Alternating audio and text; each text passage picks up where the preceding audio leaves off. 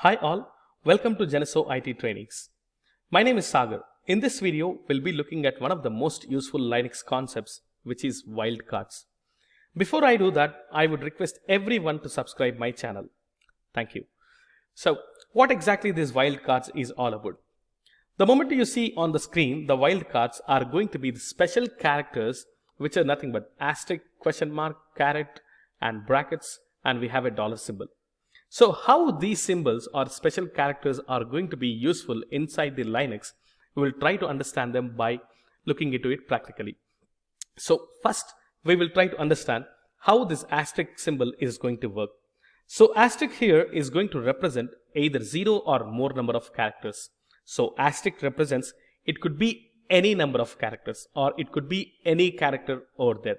So let us try to understand this with an example practically by opening the Linux machine.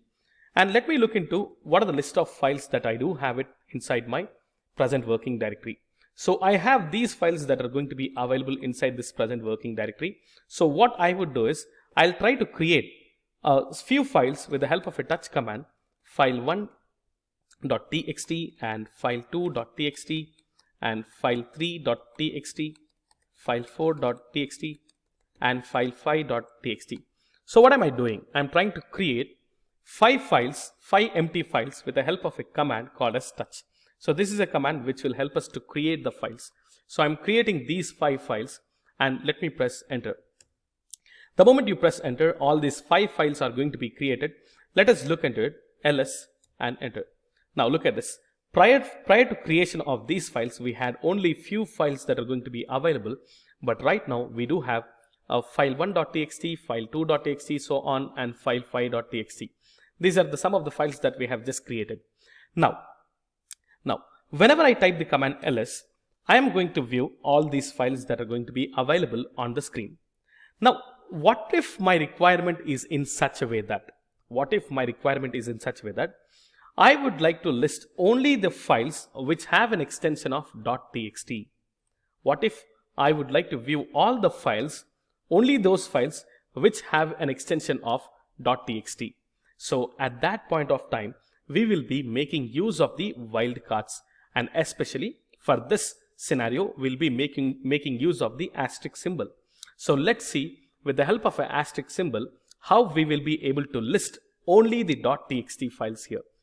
So look at this, ls-l, or let's simply use ls and asterisk.txt. So now I'm trying to communicate to this list, the list command. I'm trying to say to the list command, okay, list only those files with a .txt extension. Here, the asterisk symbol represents, it could be any number of characters over there, or it could be any character right before the .txt, irrespective of what the file name is all about.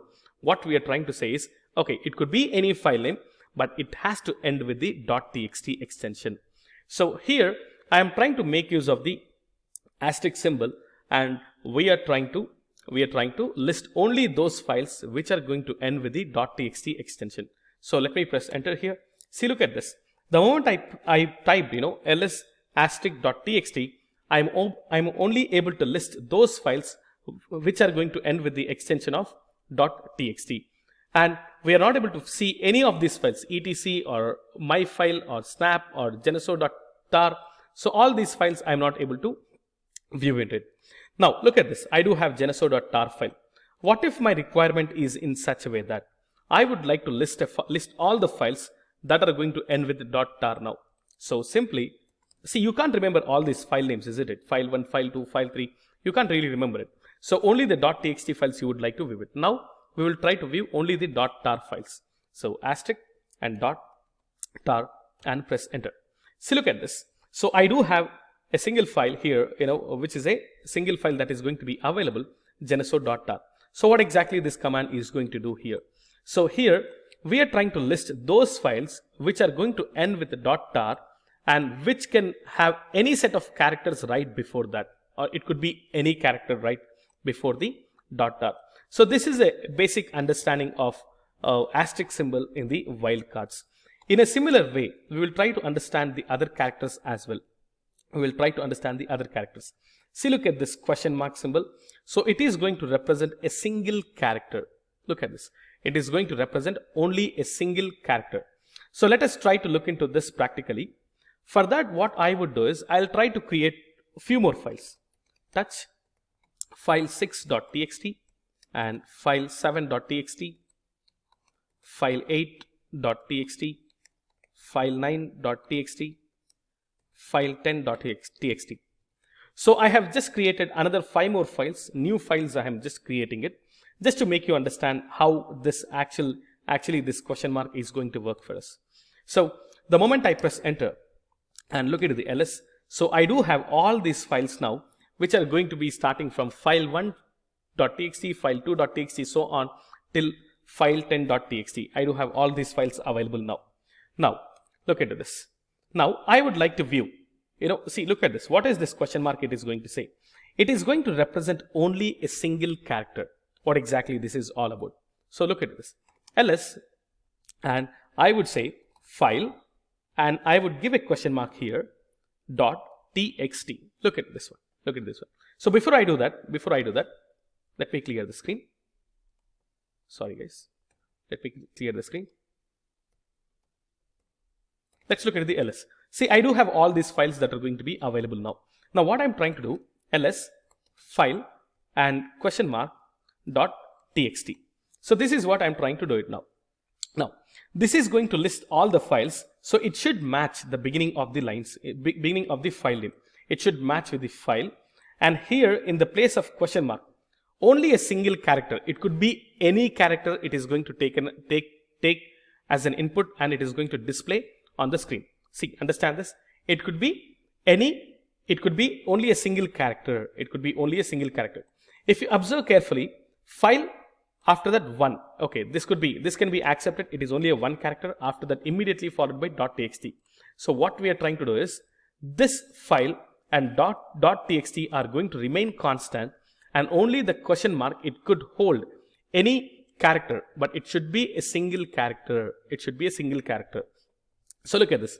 File 1 is a single character. Okay, this is matching.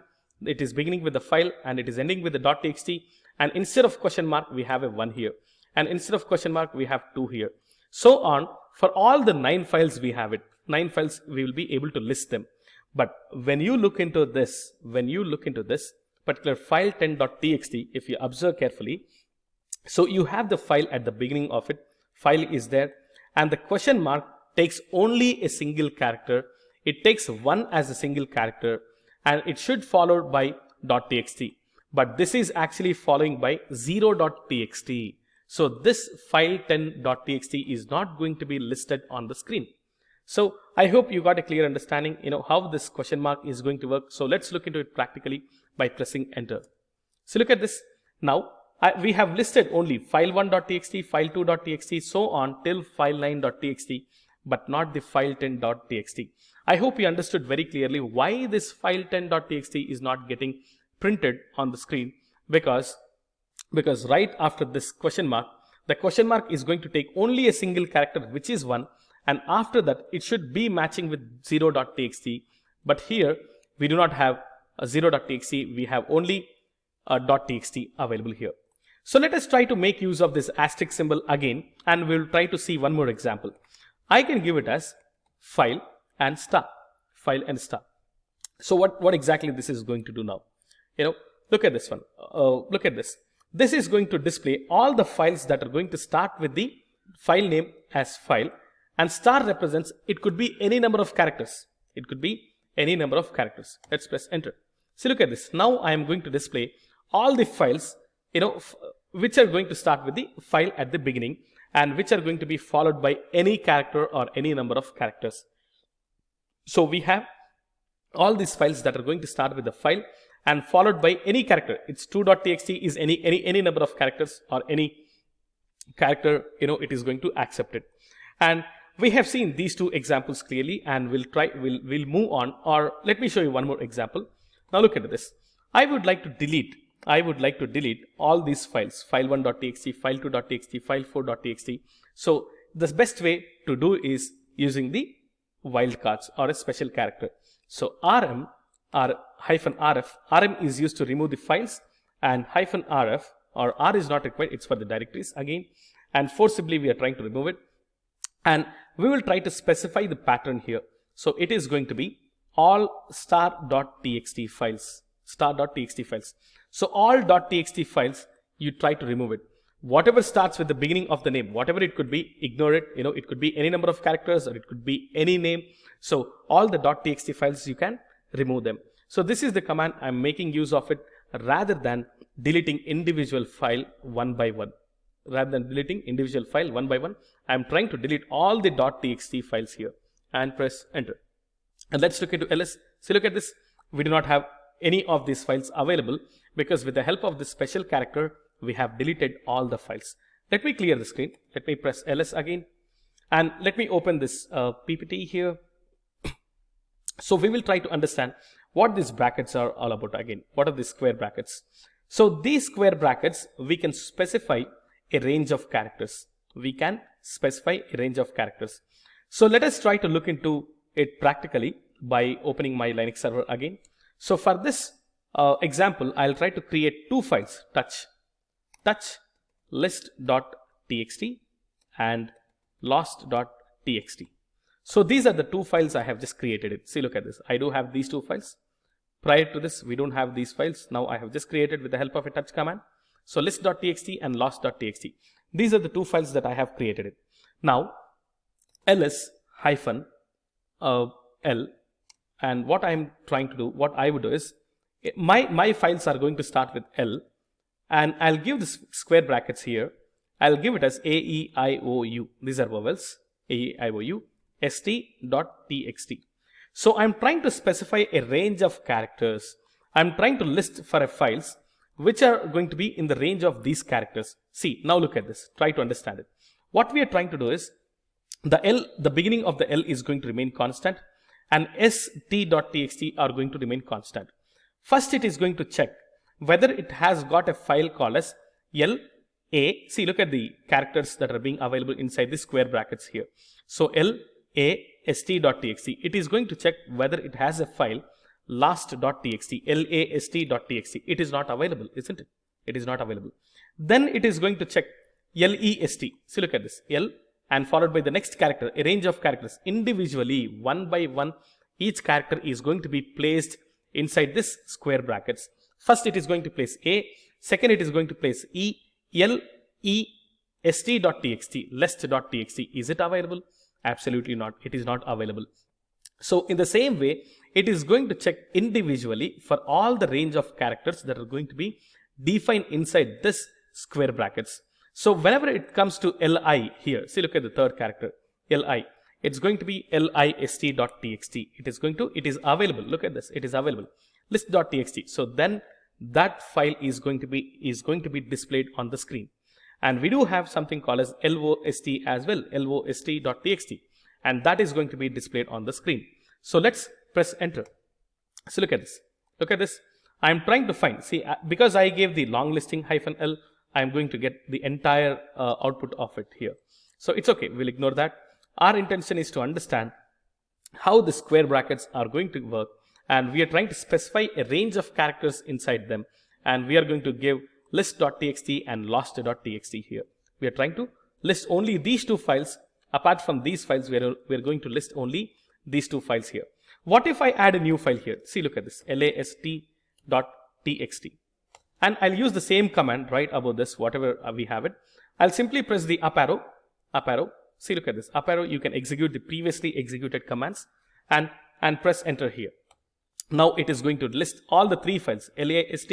So this is going to match last, and after that le is not matching it, and li is matching it, lo is matching it. See, look at this. So this is what we are trying to display, all these files on the screen now. Let's look into ls. We have these files. I think I made it clear with respect to these wild characters, which is going to be represented. A range of characters are going to be represented in the square brackets. So let us try to understand the caret symbol here. We have a caret symbol. So what is it saying? It is the beginning of the line in a file. We are trying to search the beginning of a line. Okay. So looking at it, it may not be clear to you. We'll try to look into it practically. So for this, I have a specific file called as my file. Okay. Let me look into the contents of the my file. my file. And these are going to be the contents of the my file. So what I'm going to do here, you observe carefully. Now, I would like to list only those lines which are going to begin with capital L. I'm going to list only those lines. See, inside this file, there are so many lines. 1, 2, 3, 4, 5 lines are there. Only one line is not going to start with the L. So I am planning to view the contents of this file, but I would like to see only those lines which are going to start with the capital L here. So for that, what I would do is, I'll be making use of the caret symbol here. This is going to be the caret symbol. It is right above the 6 number, 6 number on your keyboard. Right on the 6 number, right on top of it, it will be available. So how do we use it actually? We'll try to look at it. See, look at this. Cat and specify the file name, and the output of it, you give it to the grep. So it is going to search for the, then followed by the special character caret, and the whatever the character you want it to start with. That's what we'll try to look at it. So what is that I'm trying to do? I'm trying to list only those lines which are going to start with the L now. So look at this, cat and my file and pipe symbol and grep command. So all these, pipe symbol and grep command, I have explained very clearly in my previous videos. If you're not aware of it, please go and watch them. And caret symbol, and so I'll give it as capital L and press enter. So look at this. Now, out of this entire file content, only this line we have to use user add. Only this line is not starting with the capital L here. So whichever line starts, this is the beginning of it. That's what we are trying to say. This is the beginning of it. Whichever the line starts with the capital L, and those are going to get displayed. Let us use one more use case again. Cat my file and pipe symbol, and we are trying to grep and caret symbol. And caret symbol, and I am trying to write line here. See, look at this. Now I would like to list only those lines which are going to start with this particular word line. It has to start with this line now. So how many lines are starting with it? First line, second line, and the third line is going to be the laptop, and the fourth line is going to be listen. See, fifth line is going to be listen again here. 1, 2, 3, 4, 5. It is going to be the listen here. So it is going to start with the, we are trying to start all the lines. We are going to display all the lines which are going to start with the line here. So let's look into the output. So look at this line. So whatever the beginning of it, that we have it, the caret symbol always represents the beginning of it, the beginning of a line in a file. It is going to display the beginning of a line. So if the beginning of a line is having the line here, this one, so that is going to be displayed on the screen. So let us use one more usage of the caret symbol. What if you would like to display the files which are going to start with A? So I'll try to list all the files which are going to start with A inside my etc command. And I'm going to use the pipe symbol, and I'm going to grep and caret symbol A. And look at it. Look at this. See, I have just listed ls, and etc is going to list all the files that are available inside the etc directory. So instead of that, what I have done is I am only listing those files which are going to start with A. That's it, A. So for that, I am making use of this particular command, and right before this A, I am trying to say caret symbol. This caret symbol says, okay, beginning of the file, it should be starting with A. Now, let's look into the final wild character that we have it. The final wild character that we have it is going to be the $. So this is going to be the end of the line in a file, end of the line or end of it, end of a particular file name. So let us look into it practically. Let's look into ls. I have the my file. So let me look into the contents of it, my file, and let's look into ls. Sorry guys. Yeah, these are the file contents that I have it. Now, if you observe carefully, out of all these lines inside this file content, so what I'm trying to do is I would like to list only those lines which are going to end with user, okay. I want to display only those lines which are going to end with user. So end of the line. So for that, we will be making use of the command something like this. Look at this. Cat. Okay, let me clear the screen. Let me display the entire content. Now look into it. Cat, my file, and pipe symbol, grep, and user dollar. See, now I'm trying to write the dollar at the end of it. User and the dollar. This is again a special character. Now this will help us. It will search for all the lines which are going to end with the word called as user. It is going to search for all the lines which is going to end with the word called as user. So this is what the special character is all about. So let me press enter and see how is the usage. See, look at this. Now we have user is going to end here, and here also user is going to end here. Now we have one more usage of it. We'll try to list all the files inside a directory, as we have seen in the previous example, all the files inside a directory, etc directory, and I'm going to give the pipe symbol, and I'm going to grep and y dollar. See, look into this. I'm going to list, all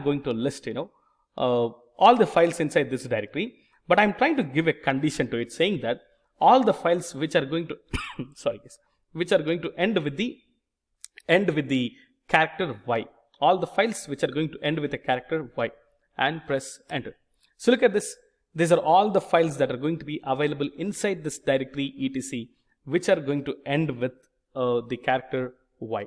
So I think this is the practical understanding of all the wild characters inside the Linux, and one of the very useful concepts which in real time you would be using it extensively to search a specific file names, or to search for some contents, the beginning of the lines inside the content of a file, or it could be anything. So I hope I made this video very clear and I made it understandable for you. So I hope you understood the concept of Linux wildcards, and I'm really thankful for watching my video so patiently, and thank you so much, and I would request everyone to subscribe my YouTube channel. Thank you all.